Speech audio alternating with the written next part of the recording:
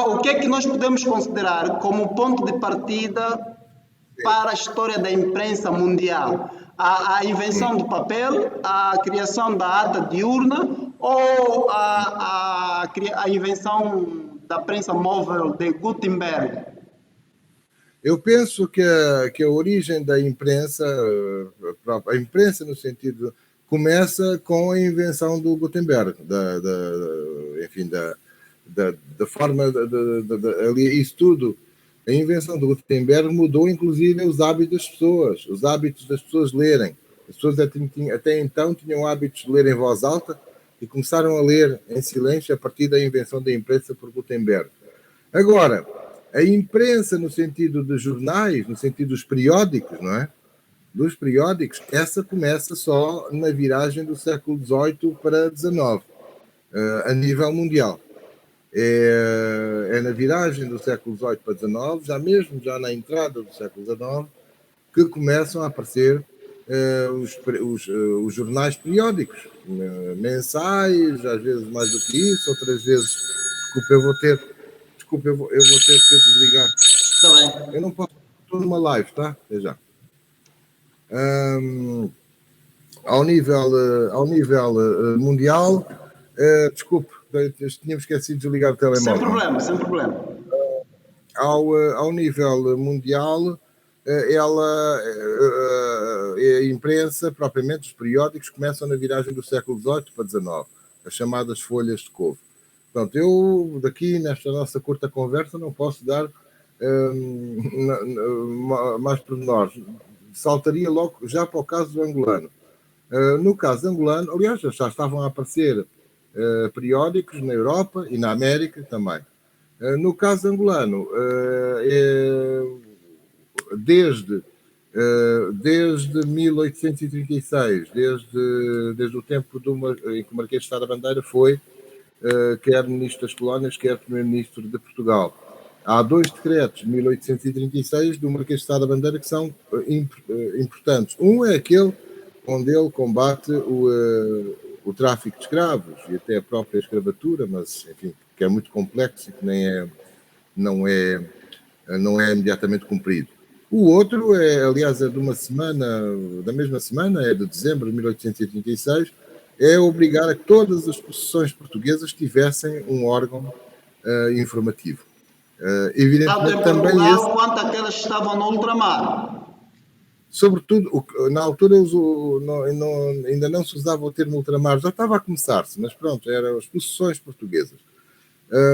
As únicas possessões portuguesas da época, portanto, do então ultramar, por assim dizer, onde foram criados jornais foi em Goa e em Cabo Verde. Em Angola, os governadores de Angola e também de Moçambique não quiseram cumprir essa disposição. Compreende-se, porque eles sabiam que os angolanos, já havia nessa época uma elite urbana angolana que era letrada, que sabia ler e escrever, e poderiam ter, evidentemente, um órgão de expressão escrita que seria, evidentemente, perigoso, que ameaçaria o poder colonial.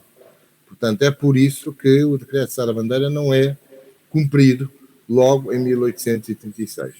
E depois daí para a frente, podemos depois falar com mais pormenor, daí para a frente, há várias... Só recuando um pouco, como é que se chamava o governante, digamos assim, nesta época de 1836, é Sá da Bandeira, é isso que disse? Que fez o decreto no sentido das possessões portuguesas possuírem um jornal, digamos assim. O que aparece é exatamente um jornal. O que aparece nesse decreto é um órgão informativo. Era o Marquês de Sá da Bandeira. Okay. Bernardo Sá de Sá Nogueira e Figueiredo, mais conhecido como Marquês de Sá da Bandeira. Eu tenho já, aproveito para fazer aqui, além dos meus livros que citou, para a minha websérie, o Lembra-te Angola, onde tenho lá episódios, um deles justamente sobre os decretos de Sá da Bandeira.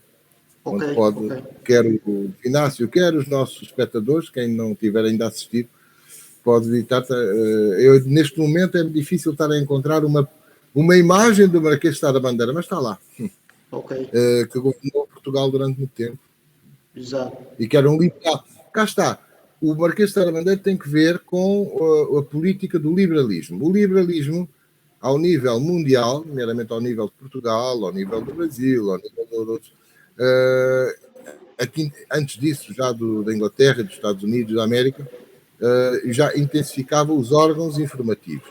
E a ideia de imprensa livre é precisamente a imprensa liberal, uma imprensa supostamente que não é controlada pelo Estado, é privada, não é? Na maioria dos casos é privada, mas a verdade é que quem governava Angola em 1836 se recusou a permitir a criação de um jornal. E quem governou Angola durante os anos seguintes, até ao fim da década de 30 do século XIX, praticamente mais, até 1845, quem governou Angola opôs-se sempre a várias iniciativas de angolanos de criarem jornais. Houve tentativas nesse sentido. Então, quando é que começa a haver essa abertura? A partir do. Já a partir da publicação da. Então, eh, a abertura é muito estranha, porque houve casos ainda final da década, em 1839, início de 40, houve alguns filhos do país, os filhos do país, enfim, são os indivíduos que se consideravam, que não eram portugueses, consideravam-se que eram nascidos em Angola e por isso eram filhos de outro país aqui no sentido de um território. Ainda não tinham totalmente a consciência de uma nacionalidade angolana. Eles sabiam que não eram portugueses, que eram angolenses, filhos do país. Na maioria eram negros e mestiços, mas também havia alguns brancos. E nem todos os brancos nascidos em Angola. Como, por exemplo, o Arsénio Pompílio e Pompeu de Carpo, que era Arcélio Pompílio. Arsénio Pompeu de Carpo, ou só apenas Arsénio de Carpo. Ele era madeirense, tinha passado pelo Brasil e depois por Angola, mas era um homem, era um poeta e um escritor. Ele, além de ser comerciante, primeiro foi comerciante de escravos, depois de outros produtos, mas ele era um entusiasta da ideia da defesa dos interesses das pessoas de Angola e não necessariamente daqueles que mandavam a partir de Lisboa, e defendia a criação de um jornal em Luanda. Mas isso não acontece até a publicação do boletim oficial. Já lá vou, porque a criação do boletim oficial é uma coisa um bocado estranha, em 1845. Estava apenas a dizer que até 1845, houve tentativas de criação de jornais.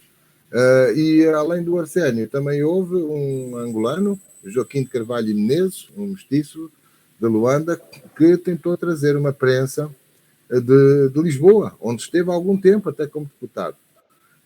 Ao ir de Lisboa para Luanda, passando primeiro pelo sul, por Moçambique, porque naquele tempo os navios ainda eram à vela, e então quando os navios eram à vela tinham que navegar até cá abaixo, até Moçambique, e até aí é que davam a volta, aproveitando a corrente fria até Luanda.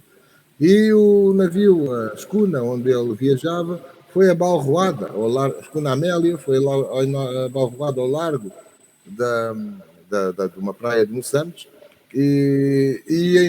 embora ele se tenha salvo, a imprensa é suposto, ou o prelo é suposto ter ido ao fundo. É suposto. Depois de eu ter publicado um episódio sobre isto no YouTube, várias pessoas Mas de por que Moçambique... dessa suposição? Há motivos políticos para que se impedisse que ele chegasse com a prensa a Angola? O homem, o oficial de marinha que comandava a esquadra policial que deitou abaixo a escuna, é o mesmo que em 1845 se torna governador de Angola. É Pedro Alexandrino da Cunha. É Pedro Alexandrino da Cunha. Pedro Cabral, né? Não. Pedro Alexandrino da Cunha. Ainda Pedro hoje... Alexandrino, ok. Alexandrino da Cunha. Ainda hoje pode ser vista a estátua dele no Museu de História Militar, na Fortaleza de São Miguel, aí em Luanda. Assim como pode ser visto o pedestal da estátua dele, ali muito escondidinho, ao lado do monumento aos heróis, do monumento aos mortos da guerra, ali embaixo, na Baixa, mesmo em frente aos Correios, não é? Exato. onde está atualmente o monumento não é? O monumento aos mortos, aos heróis da Sim, guerra, sim. não é? Ali ao lado está ainda muito escondidinha e tímida, está um pedestal, que era o pedestal da estátua do Pedro Alexandrino, e está lá escrito, está o Pedro Alexandrino. Ok. Ora, o Pedro Alexandrino, em 1839, é o oficial que ataca esta escuna que vai ao fundo com a prensa. Em 1845, depois de ter estado Um ano não depois. só cúmplice dos ingleses, como também de alguns liberais de Lisboa, ele toma posse como governador de Angola. E uns dias depois de tomar posse, no dia 13 de setembro de 1845, ainda hoje algumas pessoas em Angola, e com alguma razão, reivindicam que o 13 de setembro devia ser feriado, porque foi aí que se criou a imprensa. O que aconteceu no dia 13 de setembro é que o Pedro Alexandrino criou o boletim apenas com 2 páginas, ele tinha lá pouco papel, mas nessas 2 páginas, ele, a certa altura, ele apela para Lisboa, para a rainha, para Lisboa, para lhe mandarem, diz ele, um prelo completo, uma imprensa completa. Sim, sim. Porque diz ele, tem lá uma, mas não está completa, está estragada. E eu presumo, será que essa que está estragada, que não está completa, não terá sido aquela que ele deitou ao fundo uns anos antes, quando abalroou a escuna? Ok. Agora percebe porque é que disse que a história do boletim oficial é um pouco estranha, né? É um pouco estranha. E daí em diante, a verdade é que, enquanto Pedro Alexandrino é governador, durante 3 anos, entre 45 e 48, só se publicavam coisas oficiais. De vez em quando, e não há mais jornal nenhum, de vez em quando publicam uns relatos de viagens, também anúncios comerciais, anunciam-se vendas de mercadorias e também embarques de pessoas ou desembarques entre o Brasil e Angola, ou casamentos e batizados, esses eventos, não é? Mas quando Pedro Alexandrino deixa de ser governador, em 1848, há escritores, há jornalistas, portanto, já potenciais jornalistas angolanos, que já começam a publicar lá textos, alguns bastante, como vou dizer, bastante ousados, no sentido de reivindicar já Com um direitos senso de dos crítica, né? A governação local, na altura. Isso vai acontecer entre 1848 e 1866. Mas não no boletim oficial. Não no jornal. boletim oficial, já em publicações privadas. Não, até 1866, entre 1848 e 1866, é só no boletim oficial, não havia mais publicação nenhuma. Só em 1866 é que aparece um jornal, que é a Civilização da África Portuguesa, feito por 2 jornalistas portugueses. Mas a partir daí, pronto, o caminho fica aberto para a imprensa livre. O que é impressionante é que está a haver quase 20 anos, não é? Tudo o que era imprensa em Angola era escrito no boletim oficial. Ok. Mas quando é que se cria um jornal da autoria de angolanos, refiro-me a angolanos autóctones, não nascidos em Portugal que estivessem a viver em Angola? É só em 1881 o Eco de Angola. O que não quer dizer, atenção, em 1881 é o primeiro jornal cujos proprietários são naturais de Angola, o que não, ou filhos do país, como eles se intitulavam. O que não quer dizer que esses filhos do país não tivessem antes colaborado noutros jornais. Claro. Entre 66 e 81. Agora, proprietários da propriedade mesmo é a partir de 1881. Com o Eco de Angola. O Eco de Angola. E depois vêm mais outros. Depois durante esses 20 anos é uma profusão de jornais. Eu espero fazer, além eu dei-me ao trabalho, dentro daquilo que são os estudos conhecidos até agora, dei-me ao trabalho de ir falando neles na história de Angola e noutros trabalhos meus, mas nunca os sei todos de cor, tenho que olhar aqui para o papel. Ok. Se estiver falando. Mas os jornalistas que criaram a publicação Eco de Angola, Estamos a falar de angolanos, angolanos mestiços, de raça branca ou mesmo negros? A maior parte deles eram, olha, o Eco de Angola era do Inocêncio, de cá está, que agora não me estava a lembrar quem era o proprietário dele. O Eco de Angola era do Inocêncio Matoso da Câmara. Ora, o Inocêncio Matoso da Câmara era mestiço. Por acaso, até era a mesma família, por coincidência, era mestiço e era a mesma família que era proprietária passa a redundância, da propriedade que resta uma capela, e a capela é atualmente o Museu da Escravatura. Aquele Museu da Escravatura, que hoje no Morro da Cruz, em Luanda, que nós hoje todos visitamos, era propriedade desta família Matoso da Câmara. Que numa fase anterior, diz-se muito a esse propósito, costuma-se dizer muito que no Museu da Escravatura embarcavam escravos, mas só embarcavam escravos já neste século XIX, quando o tráfico de escravos estava a ser proibido e várias famílias angolanas tinham que os embarcar às escondidas e então tinham que ir lá para 20 km a sul. Porque antes do século... Tornou-se ilegal, né? Nessa altura era ilegal fazer tráfico de escravos, né? Então era uma atividade clandestina. Era, e começou a ser ilegal já nos anos 40, portanto essa atividade dos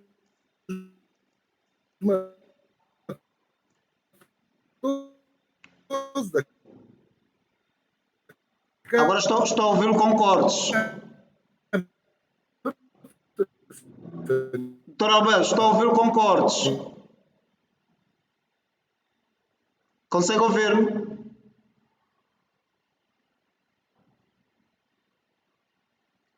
Alô, doutor Alberto? Parece que voltou. Agora ouço. Por algum instante deixei de ouvir. Pronto, eu vou repetir só para concluir. Recuar um pouquinho aí. Não, vou recuar e comecei a falar do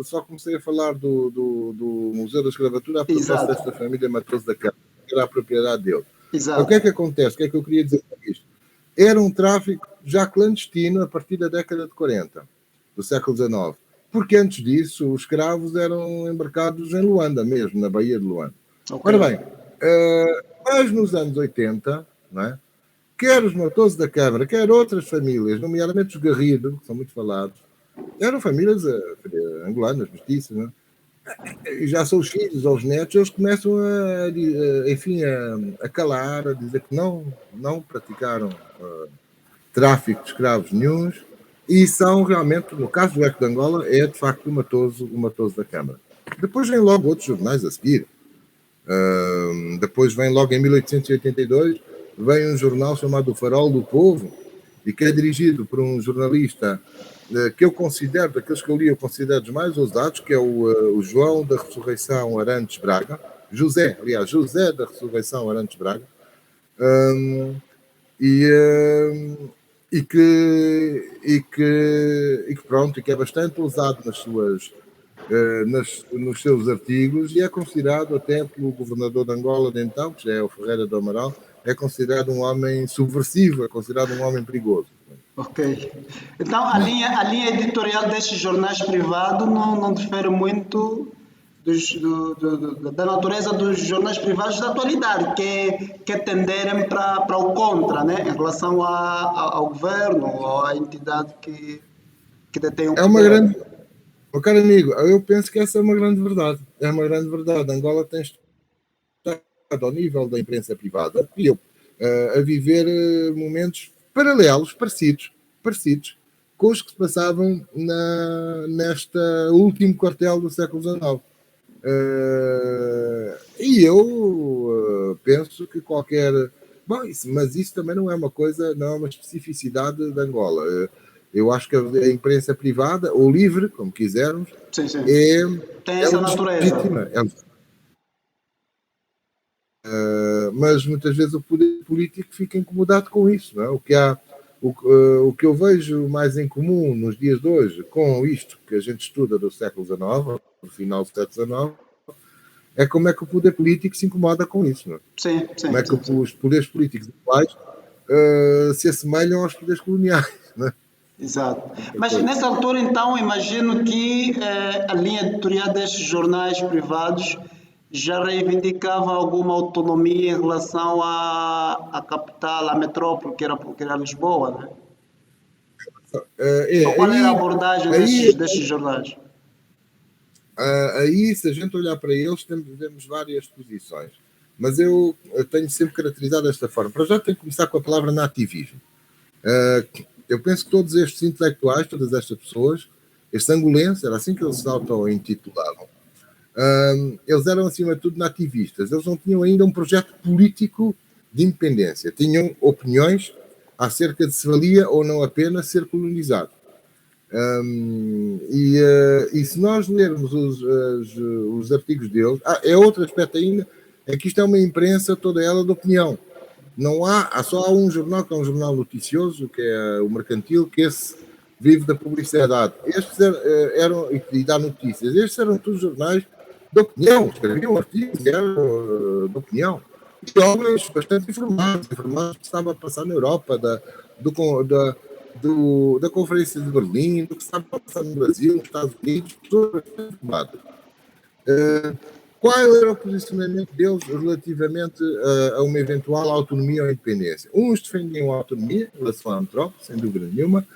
Outros defendiam que, sim senhor, Angola deve ser independente, mas ainda temos que esperar que Portugal cumpra a sua missão civilizadora. Era o caso do Cordeiro da Mata, por exemplo. Quer dizer, Portugal tem que primeiro civilizar-nos e depois disso é que teremos, quer dizer, tinha uma confiança no lutador.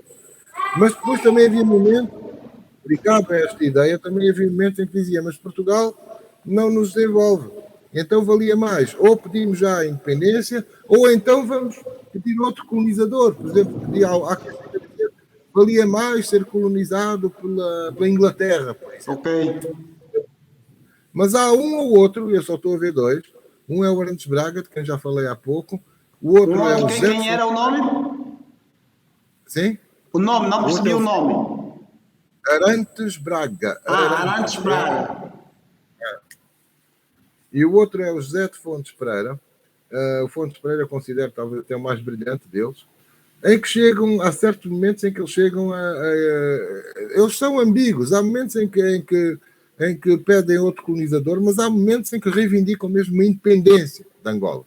E equiparam essa independência de Angola à independência do Brasil e, por vezes, até à independência de Portugal. E quando chega a Conferência de Berlim, em 1884, 85, o José de Fontes Pereira escreve qualquer coisa que é extraordinária, que é fabulosa. Ele chega a reivindicar, como sabe, a Conferência de Berlim foi uma cimeira de Estados europeus para decidir do futuro, quer da África, quer da Ásia. Europeus, nem os Estados Unidos da América só foram admitidos na Conferência de Berlim como observadores. Não eram europeus.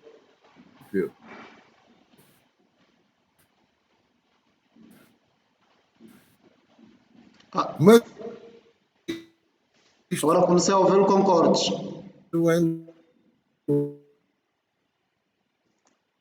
Roberto, estou a ouvir com cortes agora. Parece que o sinal caiu.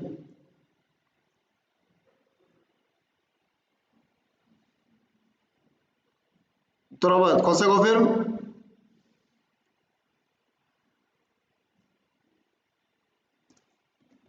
Consegue ouvir-me? Penso podia que. vê-lo. Agora sim, você retomou. O sinal tinha caído. Quando falava da Conferência de Berlim, do facto dos Estados Unidos serem observadores nesta conferência, aí o sinal caiu e depois já não percebi mais nada. Ok. Quando eu disse isso, queria dizer que era uma conferência só de europeus. Ok. Perante isso, em Luanda, José de Fontes Pereira escreve: não, a Conferência de Berlim devia ser uma conferência de Estados de todo o mundo, não só europeus, e se está a decidir o futuro da África, deviam ir lá chefes de Estados africanos. O rei do Congo escreveu, estávamos em 1800 1885. Eu disse, o rei do Congo devia ir à Conferência de Berlim. Eu acho extraordinário isso. Como se fosse um estadista, né? Que no fundo era, né? Reconhece o rei do Congo como um estadista. Olha, espera lá, que eu já agora permite-me buscar um livro que eu ainda mostro aqui Está a bem. imagem. Ok. Bem, nós estamos a falar sobre a história da imprensa angolana. Estou com o Dr. Alberto Oliveira Pinto, ele que é historiador angolano, diga-se, nasceu em Luanda, e estamos aqui a fazer uma abordagem sobre a história da imprensa. Pronto, fizemos uma introdução para o doutor ir buscar um livro. Uma obra que ainda hoje é importante. Este livro foi publicado em 1964. Só é mais novo, este livro só é mais novo 2 anos do que eu. Jornalismo de Angola. É isso? Exatamente, por um senhor que era jornalista chamado Júlio de Castro Lopo. E aqui aparecem Jornalismo de Angola do Júlio de Castro Lopo. Parece que assim se vê melhor, não? Ok. Esse ano foi publicado em que ano? Esse livro? Foi publicado em 1964 pelo Centro de Informação e Turismo de Angola. Eu só o consegui no Alfarrabista de Lisboa já há alguns anos, mas está aqui uma fotografia do famoso José de Fontes Pereira. Ok. Era mestiço. Aliás, ele era bisavô do Euclides de Fontes Pereira, o Fontinhas do Angola Ritmos. Exato. Conhece? O Fontinhas do Angola Ritmos. Já ouvi, não conheço pessoalmente. Eu creio que já faleceu, mas eu conheci ainda. O Fontinhas, chamado Fontinhas, no Angola Ritmos. Sim, eu ouvi. Euclides. Angola Ritmo é um agrupamento musical angolano muito famoso. Exatamente. Então o percussionista, que era o Fontinhas, era bisneto dele. Ok. Era bisneto do José de Fontes Pereira. O Fontinhas era o Euclides Fontes Pereira. Mas então esse tipo de declarações... Fontes Pereira escreveu: o rei do Congo devia ir à Conferência de Berlim. Que impacto é que esse tipo de posições teve na altura, já nas cabeças, na maneira de pensar dos angolenses, como se costumava dizer? Penso que teve um impacto... Será que acabou por influenciar para a consciência de independência? Eles foram relidos mais tarde pelos independentistas do século XX, mas logo ao longo do século XIX, parece-me que o impacto foi sobretudo ao nível de uma burguesia, sempre uma burguesia ali de Luanda. Não foi muito mais longe do que isso, julgo eu. Além de que foram muito reprimidos. Não é? O Fontes Pereira, de quem foi ainda agora falei, acabou por deixar o jornalismo porque teve ameaças, ou iam presos, ou tinham ameaças, ou ficavam muitas vezes na miséria, sem emprego, não é? E quanto mais... E uma grande decepção para estas pessoas foi precisamente o virar do século para o século XX e a instalação da República. O Fontes Pereira já não viveu isso porque ainda morreu já no fim do século XIX.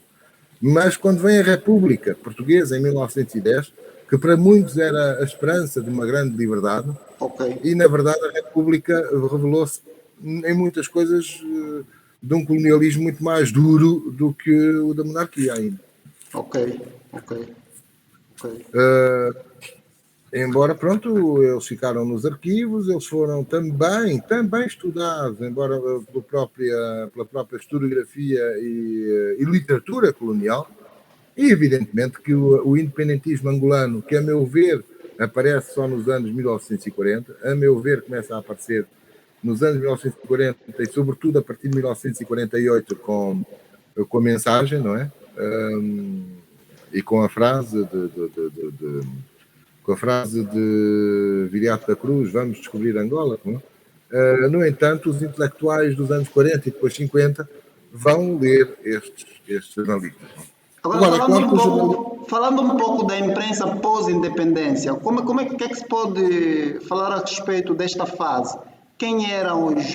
Imagino não, é um facto, todos aqueles que estavam cá tiveram que viajar para Portugal devido à luta pela independência. O que é que se pode dizer em relação a esta fase aqui da imprensa logo pós a independência? Quem eram os jornalistas? De onde é que vinham? Se eram aqueles que já cá estavam e não conseguiram ir para Portugal, ou se eram mesmo jornalistas autóctones, ou como é que se pode Olha, dizer? eu após a independência, eu vou lhe dar a minha resposta e a minha opinião.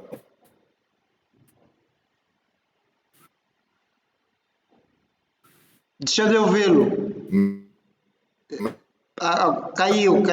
Mas O sinal caiu. não Doutor Alberto, o sinal caiu. dados. Consegue ouvir-me?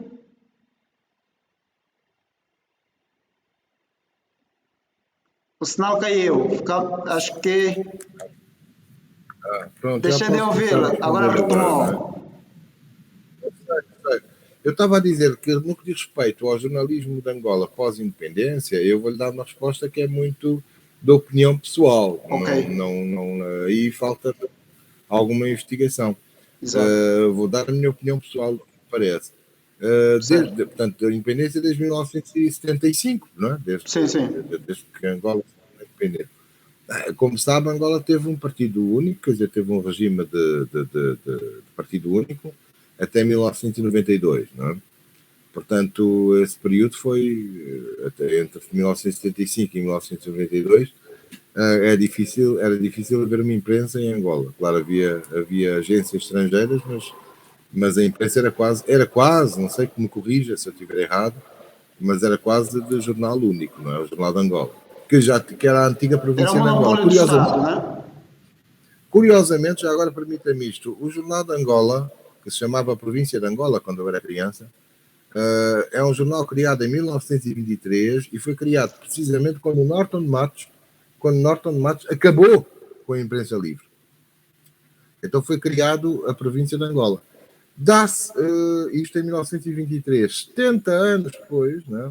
Em 1975 dá-se a independência e, curiosamente, o partido do poder vai transformar a província de Angola em Jornal de Angola e torna-se o jornal oficial. Este dado histórico é importante relevá-lo. Bem, depois de 1992, com a revisão constitucional, com o multipartidarismo, etc., não é? Com a abertura, com a iniciativa privada, não é? Aí surge uma imprensa privada até hoje.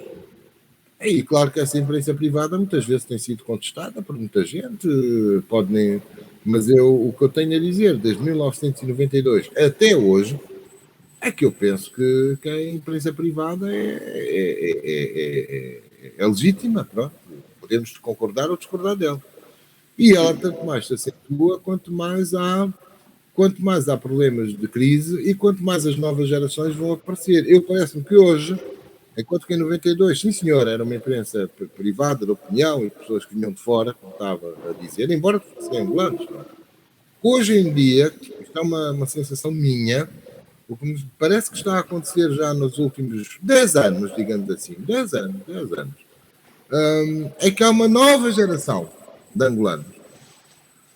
Pessoas que têm agora 30 anos de idade, não é? Há uma nova geração de angolanos que está com vontade de ter conhecimento, de saber, e começa verdadeiramente a criticar o poder e a manifestar o seu descontentamento. O que há de novo, a meu ver, neste século XXI, e a meu ver ainda bem, é que é uma geração que nasceu depois da independência, né?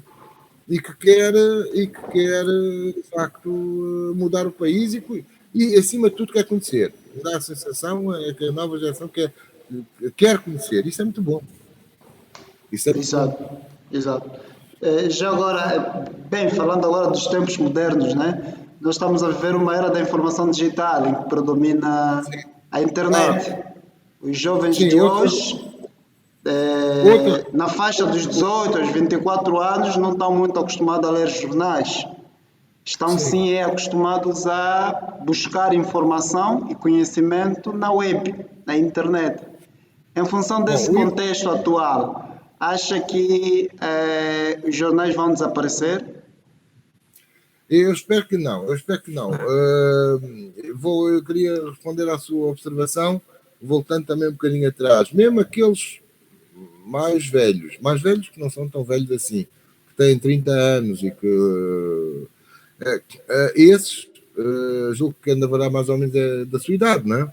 Sim, sim. Eu penso que tem sido, mesmo para a minha, que sou um bocado mais velho, a revolução informática é muito importante. Eu penso que teve um peso enorme também, agora na forma de transmitir, não só transmitir o nosso conhecimento, procurar o conhecimento, mas de transmitir a nova, digamos que é uma nova imprensa, pronto, é uma imprensa digital, mas um conjunto de opiniões. E as redes sociais, com todos os defeitos que possam ter, que os têm, mas as redes sociais, eu entendo que foram uma revolução a vários níveis e são para ficar. Agora, o que nós temos que ter em conta e ensinar isso aos mais jovens, aos nossos filhos e netos, etc., é que, acima de tudo, é preciso ler, é preciso saber ler. Independentemente de ser digital ou de ser em papel. O que é preciso é saber ler um texto, saber ter uma opinião, isso é que é o básico. Portanto, e eu penso, eu também não tenho nada contra o papel, agora também há por aí muitos combates ao papel. Eu quantas vezes não me tenho, quando mandam para a minha casa coisas relativas aos serviços públicos, à eletricidade, não sei o quê, querem mandar só digital, online, e dizem que para eu não receber em papel, porque o papel é prejudicar a natureza, etc. Mas eu vejo mal, eu preciso ver em papel. Às vezes tenho dificuldade em ver em digital. Mas o importante é ver e é ler. Portanto, é isso que eu penso que há para dizer a essa juventude que falou agora. Podem não estar acostumados a olhar para o papel, mas o importante é que saberem ler. Se é no papel ou se é lá no digital. smartphone. Ok. Isso parece-me, para mim, é relativamente secundário. A leitura não pode morrer independentemente do meio, seja papel ou digital, como disse bem. Eu penso que sim. Eu acho que é isso. Neste diapasão, então, podemos concluir que a imprensa, ou quando falo imprensa, estou-me a referir aos jornais, ao jornalismo escrito, em papel. Ela não vai morrer, por simplesmente o que pode acontecer é ela perder uma significativa cota de mercado, ou seja, a quantidade de pessoas que vai ler com paciência e regularidade em papéis vai ser muito reduzida. Em geral, pessoas com acima de 35 anos. É o que me parece. Porque de facto, nos dias de hoje, o digital é que predomina e pronto, é como disse, né? Independentemente de ser digital ou em papel, o importante é que a leitura prevalece. O texto não deixa de existir, seja no smartphone ou no jornal. E também aproveito para dizer uma coisa, quer dizer, agora falou, ainda existe a imprensa em papel, mas como sabe, quer em Angola, quer aqui, onde eu vivo, em Portugal, a maior parte dos jornais em papel também publicam um suporte online. Exato, justamente para acompanhar essa evolução, né? Porque senão... Já não há nenhum que se limite só ao papel, não é? Mas, por outro lado, há um problema que esse subsiste. Já existia no tempo só do papel e continua. Eu acho que as pessoas têm que saber ler, e saber ler significa pôr em causa o que está a ser lido. Ou seja... Não interpretar as letras só, né? As pessoas interrogarem-se porquê é que este jornal diz assim e porquê é que o outro diz de outra maneira. Ou porquê é que dizem todos o mesmo.